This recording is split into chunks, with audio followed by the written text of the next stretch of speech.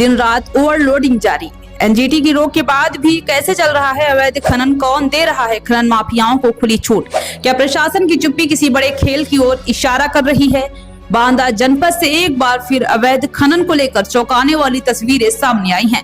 पैलानी थाना क्षेत्र अंतर्गत सिघन कला बालू खदान इन दिनों अवैध खनन का गढ़ बनती जा रही है।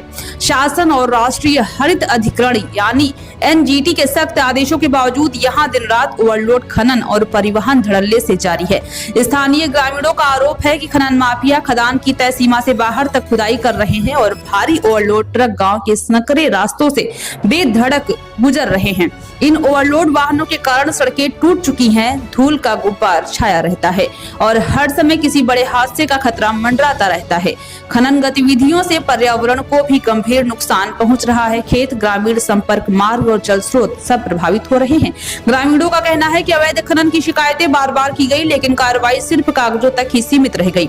कभी कभार प्रतीकात्मक कार्रवाई कर मामला शांत कर दिया जाता है और खनन माफिया फिर से पहले की तरह बेखौफ होकर कारोबार में जुट जाते हैं। सबसे बड़ा सवाल ये है, क्या इस पूरे खेल में प्रशासनिक चुप्पी और कथित संरक्षण शामिल है? लगातार हो रहे अवैध खनन से ग्रामीणों में भारी आक्रोश है। लोगों ने चेतावनी दी है कि अगर जल्द सख्त कार्रवाई नहीं हुई तो पर्यावरणीय संतुलन के साथ साथ जनजीवन भी गंभीर संकट में पड़ जाएगा।